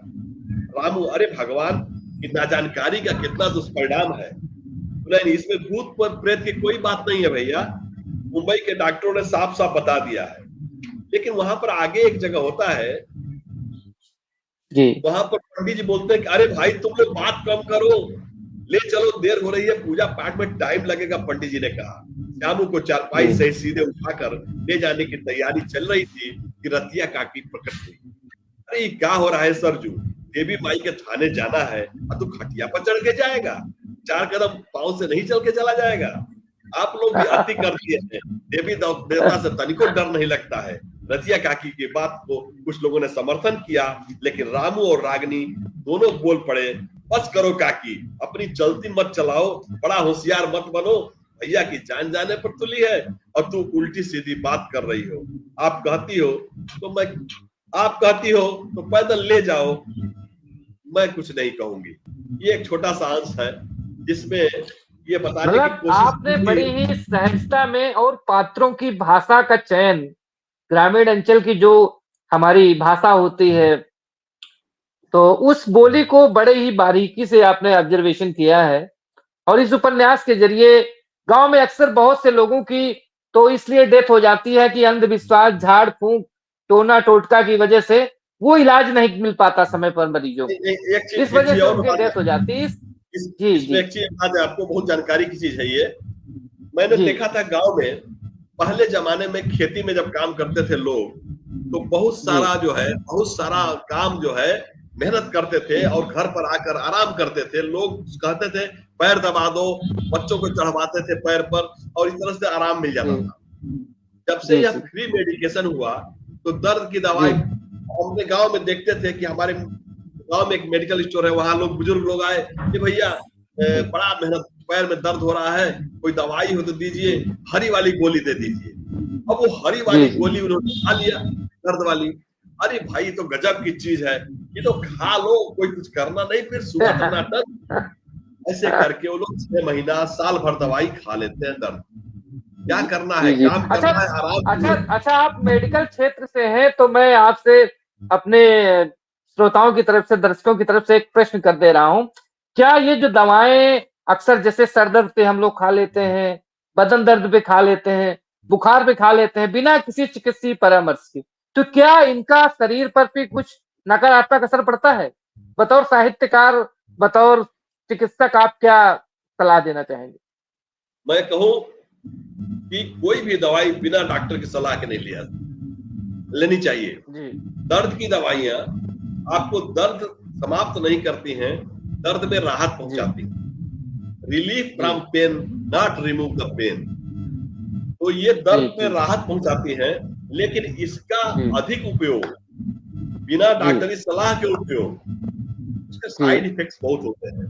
और जो आपने अभी बताया, जी जी जब मैं जी ट्यूबरकुलोसिस में काम कर रहा हूं, तो मैं बता दूं जी आपसे कि 2 किस्म की जी टीबी होती है। एक ड्रग जी सेंसिटिव टीबी होती है, एक ड्रग रेजिस्टेंट जी टीबी होती है। जी ड्रग सेंसिटिव टीबी कौन सी होती है? जिस पर दवाइयां असर करती हैं। एक ड्रग जी रेजिस्टेंट जिस पर दवाइयां असर करना छोड़ देती हैं। तो होता क्या जी है, हम आप जो है, जैसे मान लीजिए हमको बुखार हुआ, हमने बिना किसी से पूछे पैरासिटामॉल भी लिया, एक एंटीबायोटिक भी लिया। अब एंटीबायोटिक का जी कोर्स है कि कम से कम 5 जी दिन, नहीं तो 7 दिन, नहीं तो 14 दिन जी हमें खानी है। हम जी क्या करते हैं कि हमने 3 दिन खाई, आराम मिल गया, छोड़ दिया। अब वह जी एंटीबायोटिक रेजिस्टेंट हो जाएगा। ट्यूबरक्लोसिस में भी जी यही होता है। दवाइयां जब लोग छोड़ जी देते हैं, पूरा कोर्स नहीं लेते हैं, तो क्या होता है, वह जी दवा असर करना छोड़ देती है। अब उस दवा पर जी वह जी जी बैक्टीरिया हावी हो जाता है और वह इतना जी पावरफुल हो जाता है कि अब उस दवा से जी उसका काम ही नहीं चलता है। उसे बोलते हैं जी अच्छा एमडीआरटीबी। अच्छा भैया, एक एक चीज मैं जानना चाहूंगा। जो आपने, आपका जो पात्र है श्यामू इस चाक से नाचती जिंदगी में, तो ये पात्र आपको काल्पनिक पात्र है या आपको कहीं आपके जीवन में कहीं ऐसा कोई पात्र मिला? नहीं, ये तो काल्पनिक है। ये पूरा पूरा पात्र काल्पनिक है, लेकिन जी कहीं है, कहीं कहीं न कहीं उसको जी बाएं दाएं से हमें कोई भी कहानी जी खाली कल्पना जी पर कभी नहीं कोई लिख सकता है। कल्पना पर जी कहानी लिखने का अगर कोई सबसे समर्थ व्यक्ति है तो रामदेव धुरंधर है। वो 3 जगह से कहानियां जी जी उतारते हैं। वो अपने आसपास से जी कहानियां उतारते हैं, ब्रह्मांड से भी कहानी लाते जी हैं। वो जी ब्रह्मांड जी से भी कहानियां उतार लाते हैं, जैसे कि स्वर्ग जी से परियां उतर आई और जी पहाड़ों पर आई और उनके पैर में चोट लग गया। पता चला कि जी लोगों ने पहाड़ों पर इतना ज्यादा प्रदूषण फैला रखा है, वहां पर डिब्बे टीन रख दिया, जी कैन जो है कोल्ड ड्रिंक के, तो उसके पैर में धंस जी गई। परियों ने जाना ही नहीं था कि इस पहाड़ों पर ऐसा भी होता है। 2 बातें हुई जी इससे। जी मेरी लिखी हुई जी कहानी है, लव कथा, जी कि पहाड़ से जी ब्रह्मांड से परी उतरती है, ये बताने की कोशिश करता है साहित्यकार कि किस तरह से जी हम आप जा करके इन सुंदर से मनोरम पहाड़ों को, जो स्वच्छ है पर्यावरण, जहाँ पर प्रदूषण नाम की चीज नहीं थी, वहां हम क्या जी फैला जी दिया। तो जी जो जी साहित्यकार है वह कहीं न कहीं जी से की भावना टकराती है या कोई कहानी देखता है। जैसे आज ही की कहानी एक छोटी सी ले लीजिए। मैं आज ही, जी आपने मेरी कोर्ट देखा होगा, देखा था कि नहीं जी देखा जी था? हुआ था ये कि मैं आ, जब, हाँ, आज आपने जी देखा होगा, आज जी जी आज मैं सुबह इसी कार्यक्रम की कुछ तैयारी कर रहा था, तो जी मेरी पत्नी जो है नीचे से आवाज लगाई जी कि, तो मैंने लेख का नाम दिया था शायद सच में मैं सही नहीं था। सच जी में मैं हमेशा सही नहीं होता। उन्होंने जी क्या बोला कि ए टिक्की के पापा, सीढ़ी जी पर आ जाइए। मैंने लिखा कि अपनी कहानी में, ए टिक्की के पापा जी सीढ़ी पर आ जाइए। यह शब्द एक बार नहीं, 2 बार मेरे कान में गूंजे। मुझे ऐसा लगा जी कि शायद कोई नया काम मेरे आज के मिशन में विघ्न डालने के लिए आने वाला जी है। जी जी अपने आगे की बात शुरू करने के पहले एक बात कह दूं कि कहीं आप मेरी पत्नी द्वारा बोले गए इस संबोधन को मजाक का, उस सिंगिंग टीवी एपिसोड का, सीरियल का, जिसका एंकर कहता है कि ए फला के पापा आइए, तो वो लोग जी हंस देते हैं, जी ऐसे मत जी समझिएगा। जी जी जी हाँ, हमारी संस्कृति और हमारे संस्कारों में पत्नी पत्नी पति का नाम नहीं लेती थी, या उसका अपने पति के प्रति विशेष आदर भाव और जन्म जन्म के रिश्ते को निभाने वाला संकल्प होता। पर आज जी तो, आज की तरफ प्यार के नाम पर थोड़ा दुलार, फिर एक दूसरे को लाचार कर अंत में कोर्ट में लाकर तलाक के पेपर साइन भी नहीं किए जाते थे, जो पहले क्या बात पहले है। की। मैंने यही जी लिखा। तो ये आप जब कहेंगे कि कोई घटना, अब क्या हुआ, मैं आज कुछ लिख रहा था, वो मेरा ये जो जी बना, वो केवल एक शब्द जो है पत्नी ने बोला। जी बताइए, जी उनका योगदान है। मैं अपनी बात करता हूँ, मैं बहुत कुछ कर रहा हूँ, मैं बहुत लिख रहा हूँ, लेकिन उन्होंने हमारे बच्चों को पाल पोस के बड़ा किया, रात दिन जग करके आज वो अपने पैरों पर है, तो उनका योगदान कम अच्छा थोड़े अच्छा था। भैया, एक चीज मैं और जानना चाहूंगा आपसे। आपने कविताओं पर भी काफी कलम चलाई है। उपन्यास में तो, गद्य लेखन में तो आप सिद्धहस्त हैं ही। और लेकिन कविताओं में लिखते समय और उपन्यास लिखते समय मैं, क्या एक लेखक की और क्या एक कवि की जो मानसिकता होती है, क्या दोनों में अंतर है? देखिए, आज एक विमर्श, एक जयप्रकाश तिवारी जी ने विमर्श डाला था, आपने देखा होगा। जी कविता लिखते समय कहीं ऐसा तो नहीं है कि हम ऐसी जगह चले गए, उन्होंने लिखा है कि कहीं इतना हम पूर्ण साहित्यिक भाव में चले गए कि कविता ही नहीं रह गई। कविता बिल्कुल बिल्कुल। हमें विनोद भी करे, कविता हमें जी समझ में भी आए, जी कविता हमारा मार्गदर्शन भी करे, जी कविता हमसे कुछ कह जाए, तो जी कविता जी है। बाकी यह कविता, इष्ट कविता और शब्दों के जाल में उलझा कर गाई जाने वाली कविता जी जी बहुत, मेरे समझ से, क्योंकि कविता सुनता जी कौन है? जी कविता जी कविता बिल्कुल सुनता है आमजन। बिल्कुल अगर आप बताइए, धर्म नवधा भक्ति का ज्ञान सबरी माँ सबरी ने जी किया था, तो बताया था कि जी एक जी भक्ति, जो सबसे अच्छी भक्ति है, वो संतों की संगति भी है। और बिल्कुल बिल्कुल। तो जो आदमी पढ़ा लिखा नहीं है, उसे वेद वेदांत जी बताएंगे तो कैसे जानेगा? नहीं समझेगा बिल्कुल। नहीं समझेगा। तो उसके लिए क्या जी है, जी उसको छोटी छोटी कहानियों में, छोटी छोटी जी घटनाओं में, राम जी की मूरत, जी राम जी जी ऐसे थे, वो उसमें वह डूबता जी है और उसी ब्रह्म को जी पाता जी है जो वेद वेदांत का अध्ययन करके पाता है। भाई वेद वेदांत जी वाले जी के लिए है, लेकिन आम जन जो है, कविता जो सुनने बैठा है, जी वह तो सरल भाषा में लिखी हुई कविताओं को सुनना चाहेगा। जी तो जी इसलिए भैया मेरा विचार यह है कि जी कविता लिखते समय इस बात का ध्यान दें, हम कविता लिख लिख बिल्कुल किसके लिए रहे हैं। बिल्कुल बिल्कुल। निश्चित तौर पे ये एक बड़ी उपलब्धि है और बड़ा मंच भी है। अच्छा, एक चीज मैं जानना चाहूंगा आपसे, आपके माध्यम से, कि किस तरीके से कविता लेखन के क्षेत्र में जो आजकल नए नए प्रयोग हो रहे हैं, जैसे कुछ नए बिंबों का प्रयोग हो रहा है, और उसी तरह उपन्यासों के पात्र भी बदले हैं आजकल। एलजीबीटी जो समुदाय है, कम्युनिटी है, उसके मुद्दे भी काफी विमर्श में रहे हैं, सुप्रीम कोर्ट से शासन तंत्र से लेकर भारत में।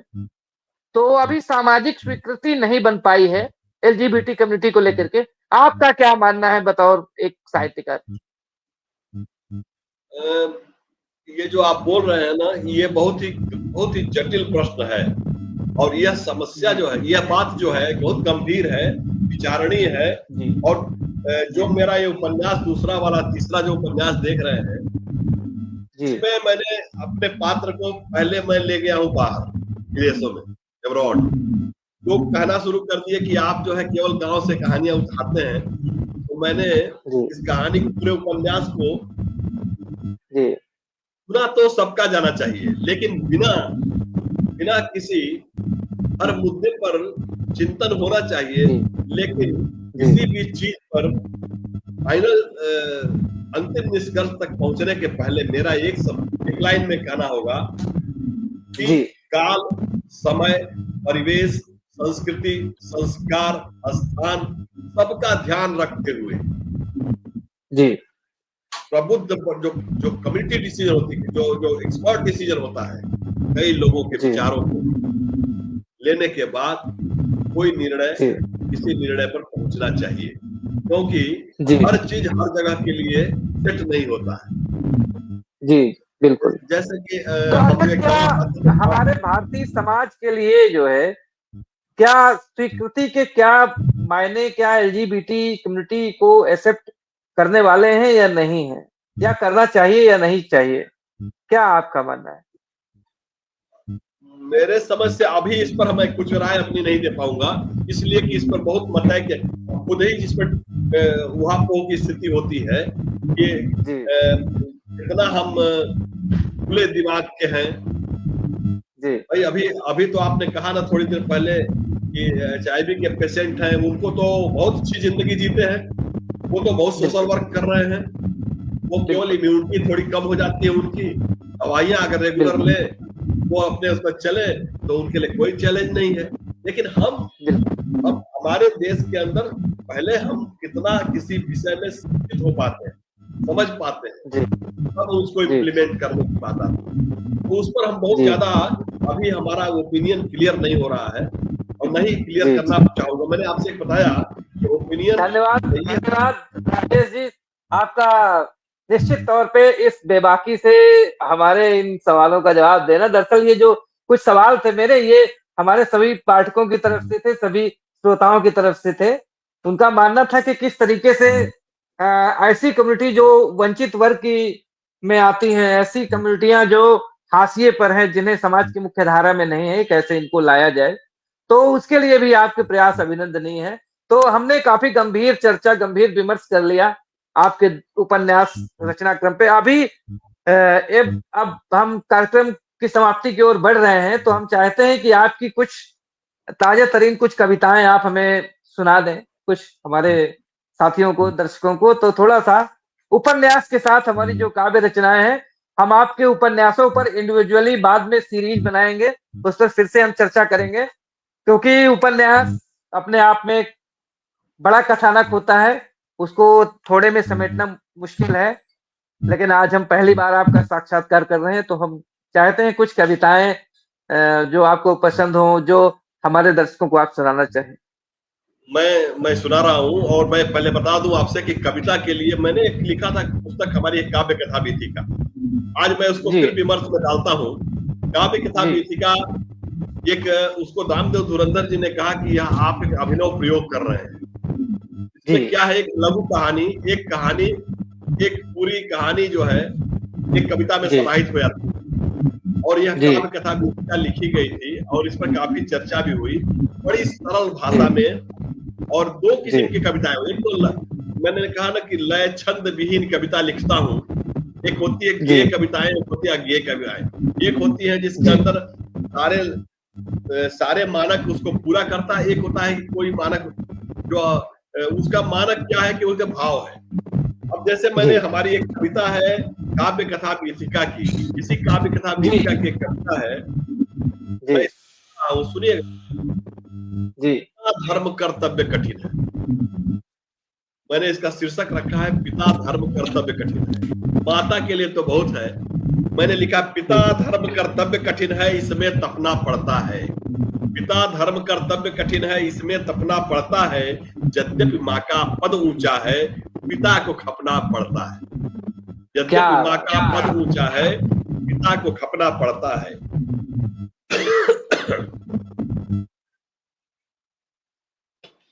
मुख में कर्कश स्वर होता है।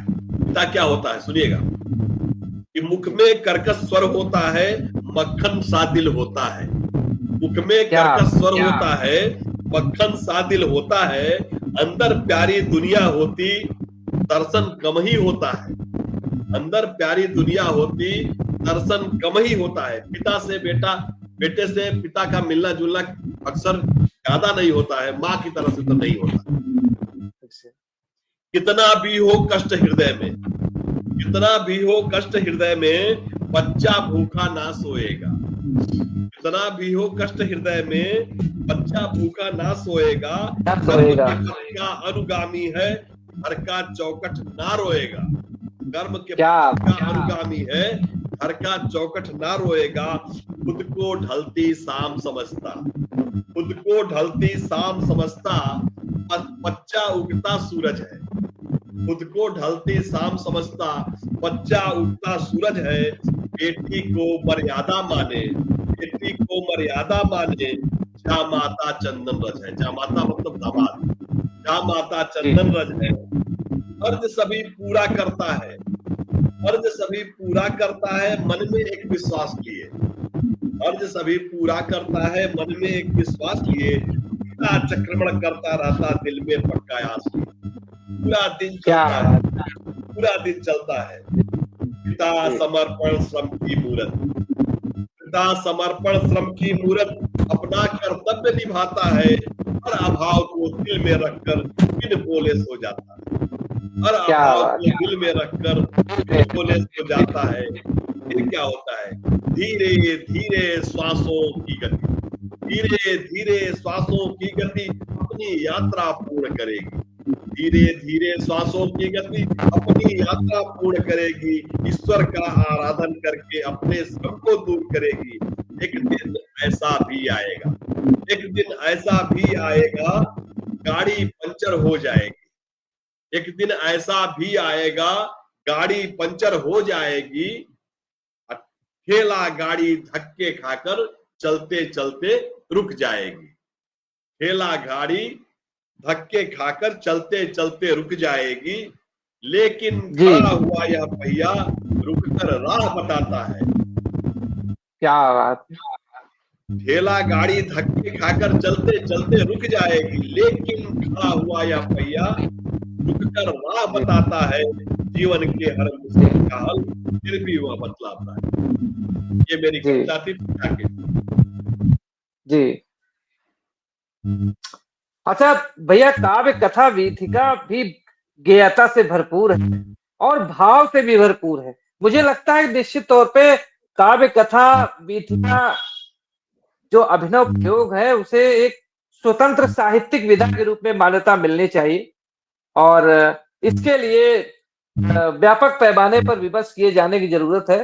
किसी दिन मैं काव्य कथा वीथिका पर एक स्पेशल कार्यक्रम रखता हूं और उस पर काव्य कथा वीथिका की जो शैलीगत विशेषताएं हैं और काव्य कथा वीथिका के रचना कर्म में जिन बिंदुओं को आपने उठाया है और किस तरीके से जो हमारे रचनाकार हैं किन विषयों पर काव्य कथा वीथिका लिख सकते हैं, क्या उसका विस्तार होगा, इन सब पर हम विस्तार से चर्चा करेंगे। हम चाहते हैं कोई और अपनी एक दूसरी रचना आप सुना दें।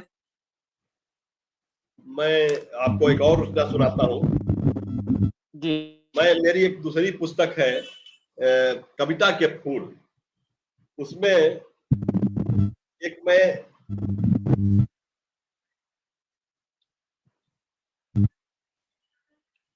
जी भैया।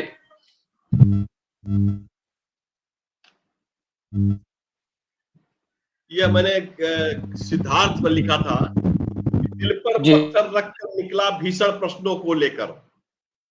गौतम बुद्ध सिद्धार्थ तथागत की बात है ये, कि दिल पर पत्थर रखकर निकला भीषण प्रश्नों जी, को लेकर, सत्य सिद्ध जी, करने को निकला पलकल को तन पर धरकर।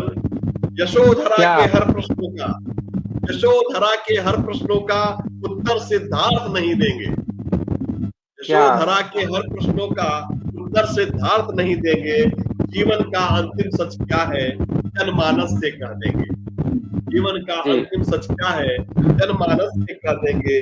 शांति का संदेशा लेकर यात्रा दूर देश निकली, सत्य अहिंसा मर्यादा की राह पकड़ करके निकली। लिखा मैंने, क्या, अनुयायी हम राम कृष्ण के, जी, अनुयायी हम राम कृष्ण के, बुद्ध हमारे गौरव है।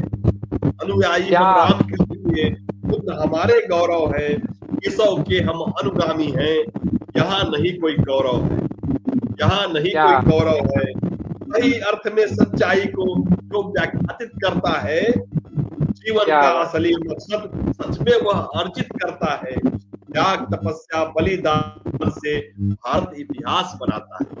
त्याग तपस्या बलिदान से भारत इतिहास बनाता है। केशव के गीता दर्शन को जीवन का सूत्र बताता है। कर्मयोग क्या, और शौर्य जोश से सजा हुआ सजा हमारा मनमानस, सत्य अहिंसा और प्रेम से ओत यह जनमानस। ये यहाँ पर एक क्या, कविता मैंने ये लिखी। बहुत बहुत ही खूबसूरत, बहुत ही मार्मिक कविता। अच्छा भैया, एक एक रचना आपकी और थी जिसपे आपने प्रयागराज पे एक काव्य कथा वीथिका लिखी थी और एक दिल्ली जब आप गए थे वो मुझे याद आते थे। दिल्ली वाले आप अगर सुना दे तो बहुत कृपा होगी। दिल्ली और प्रयागराज दोनों ही सुनना चाहते मैं थोड़ा सा टाइम दीजिए बस हम तो आपको दे देता हैं। जी, जी, जी, हूँ।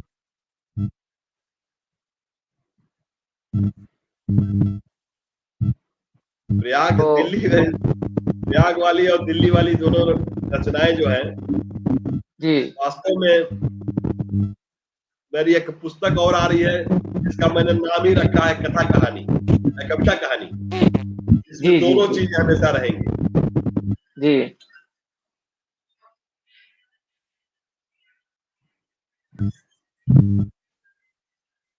हमें अब कैद हो जाना पड़ेगा, अदावत का जुर्माना पड़ा है, तबीयत आज बिगड़ी है अपनी, वाह, मोहब्बत कर जाना पड़ा है। सड़क मैंने पर लिखा राख था। अच्छा, हाँ। लिखे सड़क पर राख से लिखेंगे किससे, हमें अब हमें घर लौट के आना पड़ा। तो फिर से हम राजेश जी से मुखातिब होते हैं इस इन पंक्तियों के। तो प्रयागराज से सुनते हैं जी। लिखा मैंने, कुंभ कहानी सुना रही है, कुंभ जी कहानी सुना रही है, अमृत धारा बहा रही है, नर नारी का रेला देखो, खूबे ठेलम ठेला देखो, बाएं दाएं घुमा रही है, संगम तट को जा रही है, कहानी सुना रही है।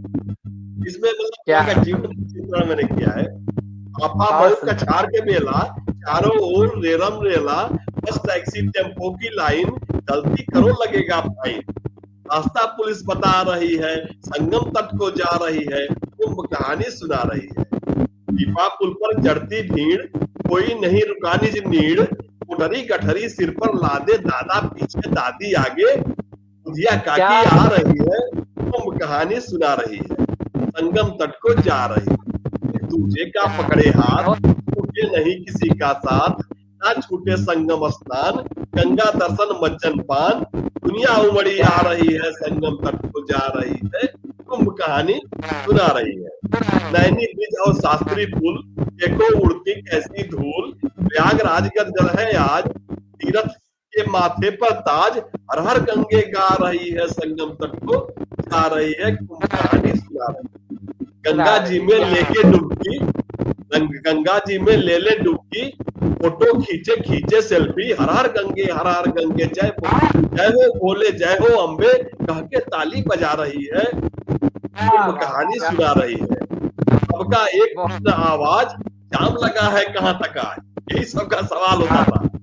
सबका जी एक जी प्रश्न आवाज, जाम लगा है कहाँ तक आज, ड्राइवर पूछे हरियाणा का, मुझको संगम तक जाना था, बिटिया रास्ता बता रही है, संगम तक को जा रही है, कुंभ कहानी सुना रही है। सुना रही सबका वाह। सबका स्टेटस देखे एक ही बात, सभी कोई पूछे करी आए गंगा स्नान, कितना किए हो दक्षिणा दान, विद्या भी कल आ रही है, विद्या भी कल आ रही है, संगम तट पर जा रही है, कुंभ कहानी सुना रही है। सुना ट्रेन भरी है रेलम रेल, रहे ध्यान बिगड़े ना खेल, जाकर पहले टिकट कटाना, लाइन लग के बढ़ते जाना, मेला स्पेशल आ रही है, कुंभ कहानी सुना रही है। सुना बेटा वाह। नकली फिल्मी स्टार, ये भी पकड़े हैं रफ्तार, चार्टर प्लेन से उतर रहे हैं, फिर भी जाम में अटक रहे हैं, भीड़ भजन क्या गुनगुना रही है, संगम तट पर। चित्र खींचा है, क्या चित्र खींचा है कुंभ कहानी में, वाकई में अद्भुत अद्भुत। बमरौली में उतरते थे लोग वहां पर चार्टर प्लेन से, लेकिन बमरौली से कैसे आएंगे। तो जी बोल रहा संगम का जादू, भीड़ कभी ना हो बेकाबू, भक्त हो गए थककर चूर, बस चलना है थोड़ी दूर, गंगा थकनी मिटा रही है, संगम तट पर जा रही है। मोनालिसा का चमका भाग, बनी सितारा इसी प्रयाग, दातुन वाले की स्टोरी, सोनी चैनल ने की पूरी, खुशियां दिल में छा रही है, कुंभ कहानी अच्छा सुना रही है। मोनालिसा ने आपको भी टच किया है, ये वाली उसने आपको हाँ, touch किया। धातुर धातुर वाला और मोनालिसा। मैंने लिखा जी कि आए नागा साधु संत मठाधीश और महंत, बाबा की झोली को देखो, भक्तों की टोली को देखो, ढाल मजीरा बजा रही है, संगम तक जा रही है। प्रयागराज का देखो राज, भगवे में गोरे हैं आज, मचल रही सैलानी चिड़िया, चारा डाले गुड्डू गुड़िया, नैया झिझरी खिला रही है, संगम तट पर जा रही है। मैं भी क्या कराया स्नान, दुनिया बनकर बांटू ज्ञान, बाइक वालों को देखो, मेहनत करना इनसे सीखो, सेवा इनको आ रही है। ऐसे बहुत लंबी है और समय का ही लग रहा है। बहुत ही खूबसूरत ये प्रयाग कहानी। हम चाहते हैं दिल्ली वाला आप एक बार सुना दें थोड़ा सा, उसके कुछ। अच्छा, दिल्ली वाले को हमको ढूंढना पड़ेगा, मैं जी देखता जी हूँ जाना क्योंकि चाहिए। बहुत ही चर्चित चर्चित गीत रहा आपका, बहुत ही आ, बढ़िया गीत रहा आपका। तो जब तक आप दिल्ली वाला सुनाते हैं तब तक मैं अपनी कुछ पंक्तियां दर्शकों के साथ शेयर कर लेता हूँ। तुम्हें भूल जाएं नहीं होगा हमसे, शिकायत जताएं नहीं होगा हमसे, मोहब्बत हमारी जो बदनाम होगी, तुम्हें दे सजाएं नहीं होगा हमसे, तबीयत अभी भी नशे से गुजरती, शराफत दिखाएं नहीं होगा हमसे, भुलाकर तुम्हें भुलाकर हमें तुम भले ही सजा दो, तेरा वाह वाह, दिल जलाएं नहीं होगा हमसे। क्या बात है। हम सीना भले हो तुम्हारा, तुम्हें छोड़ जाए नहीं होगा हमसे। अगर जिंदा रहना तुम्हारे बिना है, बिना चोट खाए नहीं होगा हमसे। अदावत के बदले मोहब्बत रहेगी, नया गुल खिलाए नहीं होगा हमसे, नया गुल खिलाए नहीं होगा। भैया आप सुनाए, आप वो। देखिए, आपने कहा कि आपका जो पहला सवाल था कविताओं के विषय में, तो कविता जी जो है कभी कभी मर्म को जो स्पर्श करती है, तो मैं दिल्ली जी गया था और मेरे जी दूसरे वाले उपन्यास को वहां सम्मानित होना था।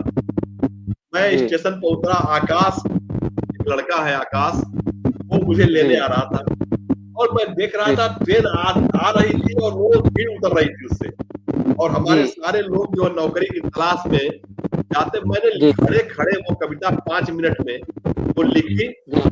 और जी लिखने के तुरंत बाद जो है, मैं धन्यवाद करूंगा पंडित पतझर झा को, याद करूंगा आज, उन्होंने इस कविता को अपना स्वर दिया। और जी वो बहुत ही नेक इंसान है, और बिना कहीं कहे कभी कहे तो मेरी रचनाओं जी को कभी कभी अपना स्वर देते हैं, तो मैं उनका बहुत ही, उनके प्रति हमारा आभार है। तो सुनिए मेरी रचना नहीं, मेरे। पंडित जो है पतंजलि शर्मा जी, आप बहुत ही उदार मना, बहुत ही उत्कृष्ट गायक कलाकार हैं, और हमारी रचनाओं को भी लगातार अच्छे स्नेह से नवाजते हैं, अक्सर प्रकाशित करते रहते हैं, आवाज देते हैं। ये बड़ी हम लोगों के लिए बड़ी सौभाग्य की बात है कि ऐसा अब बड़ी व्यक्ति जो है हमें सम्मान देते हैं, तो उनको से प्रणाम करते हैं, आभार व्यक्त करते हैं उनका भी। तो तो भैया सुनाए। मैं यही लिखा था कि लोग दिल्ली आ गए। मेरा शीर्षक था कि लोग दिल्ली आ गए, मन में आस लिए कुछ विश्वास लिए लोग दिल्ली आ गए, मन में आस लिए कुछ विश्वास लिए लोग दिल्ली आ गए, रोजी रोजगार का पैसा पगार का मन में एहसास लिए लोग दिल्ली आ गए। सिर्फ एक झोला है, सिर्फ एक झोला है, कहते निकालना है, डिग्री सब पास लिए लोग दिल्ली आ गए, डिग्री सब क्या पास लिए लोग दिल्ली आ गए, ऑटो चलाएंगे बोझा उठाएंगे, आपकी सांस लिए लोग दिल्ली आ गए, आपकी सांस लिए। मजदूर होता है, काम करता है, भाफता है, भाफती सांस लिए लोग दिल्ली आ गए, बिटिया छोटी है मसला रोटी है। मैंने आंखों से देखा था, एक लड़की ने पानी मांगा और ऑटो वाले ने उसको पानी अपने बोतल से पिलाया। वो जी किसी मजदूर की बेटी थी, जा रही थी, वही लिखा, बिटिया छोटी है मसला रोटी है, हजूरी में प्यास लिए लोग दिल्ली आ गए, हजूरी में प्यास लिए लोग दिल्ली आ गए, कलम लेखक की नजरे हकीकत की, कविता खास लिए लोग दिल्ली आ गए, लोग दिल्ली। क्या क्या बात है, क्या बात है, बहुत बहुत ही खूबसूरत, बहुत ही खूबसूरत दिल्ली वाला रहा। तो ये एक बहुत अच्छी मुलाकात रही आपसे श्रेयस जी, और हमारे दर्शकों के लिए, पाठकों के लिए बड़े सम्मान की, बड़े गर्व की बात है कि आप जैसे जो है उच्च कोटि के साहित्यकार, राष्ट्रीय स्तर पर जिनकी रचनाओं की धूम है, चर्चा है, और सबसे खुशी की बात, सबसे गर्व की बात हमारे मंच के लिए ये है कि आप काव्य कथा वीथिका, एक साहित्य का एक नया क्षेत्र है जिसमें आपकी पहली पुस्तक आ रही है कविता कहानी के नाम से। वास्तव में कविताओं, हमारे यहाँ प्राचीन शास्त्रीय परंपरा थी जिसमें कहानियों को गा करके ही सुनाने की परंपरा थी। आप आल्हा की कहानी ले लीजिए, आप रामायण की कहानी ले लीजिए, आप महाभारत की कहानी ले लीजिए, सब ये काव्य विधा में ही है। तो लेकिन आधुनिक दौर में क्या हुआ कि कहानियों को काव्य स्वरूप न देकर के गद्यात्मक स्वरूप में कहने की परंपरा शुरू हुई। लेकिन ये एक बहुत बड़ा भागीरथ प्रयत्न कहूंगा, एक बहुत बड़ा साहस कहूंगा श्रेयस जी का, कि इन्होंने बड़ी हिम्मत करके इस पुरानी प्राचीन संस्कृति को पुनर्जीवित करने का काम किया है, और हिंदी साहित्य जगत को एक नई विधा देने का काम किया है। जो भी हमारे वरिष्ठ साहित्यकार हैं, समकालीन साहित्यकार हैं, वो इस विधा को अपना करके लेखन कर सकते हैं, और आगे इसका भविष्य बहुत अच्छा है, बहुत ही भावपूर्ण, लोग सुनते भी हैं और लोगों को समझ में भी आता है। कविताएं पढ़ने में टाइम लगता है कहानियां पढ़ने में भले टाइम लगता हो, लेकिन कविता कथा पढ़ने में टाइम नहीं लगता, कविता कथा समझने में टाइम नहीं लगता, कविता कथा अपनाने में टाइम नहीं लगता। तो एक महत्वपूर्ण विधा के रूप में श्रेयस जी की स्थापना को मैं बधाई देता हूं और नमन करता हूं, और आज के कार्यक्रम में उपस्थित होने के लिए उनका हृदय से आभार व्यक्त करता हूं। अपने सभी दर्शकों का हृदय से आभार व्यक्त करता हूं, जिन्होंने बड़े धैर्य से हम लोगों के कार्यक्रम को सुना, पसंद किया। तो श्रेयस जी, आपको बहुत बहुत बधाई, बहुत बहुत धन्यवाद। और हम कभी चर्चा करेंगे आपके उपन्यासों पर, काव्य कथा वेदिका पर, फिर किसी अलग एपिसोड में। और तो दर्शकों, ये हमारे साथ हिंदी साहित्य जगत के मूर्धन्य साहित्यकार श्री राजेश सिंह श्रेयस जी थे, जिनसे हम चर्चा कर रहे थे उनके उपन्यास रचना पर और कविता लेखन के क्षेत्र में कैसे उन्होंने अपनी जीवन यात्रा साहित्य के क्षेत्र में शुरू की, बचपन से लेकर के उनके आज तक के सारे परिदृश्यों की हमने पड़ताल की, और उन सभी प्रश्नों को उठाया साहित्य में, जो आज की समकालीन रचना धर्मिता के लिए जरूरी है। तो इसी के साथ हम इस कार्यक्रम से विदा लेते हैं, फिर मिलेंगे अगले एपिसोड में और एक नए साहित्यकार के साथ। तब तक के लिए सभी को नमस्कार, प्रणाम।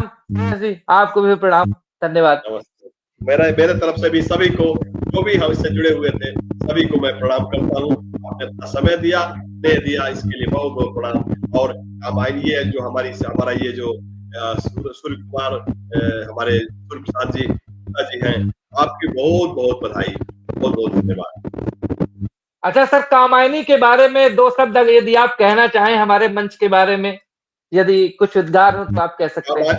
कामायनी कामायनी उसी तरह से जैसे कामायनी है, जयशंकर प्रसाद की कामायनी मैं बहुत ही जुड़ा हुआ हूँ, मैंने बहुत लिखा। ये प्रपौत्री हमारे ग्रुप में भी है। तो जैसे कामायनी आके छा गई, इसी तरह से आपकी एक कामायनी जो नवोदित कवियों की एक आपने एक पौधशाला रोपित की, ये आके छा गई, इससे अधिक मैं नहीं कर सकता। बहुत जल्दी आई और छा गई। जी जी जी, बहुत बहुत धन्यवाद, बहुत बहुत आभार, प्रणाम। फिर से मिलते हैं, नमस्कार।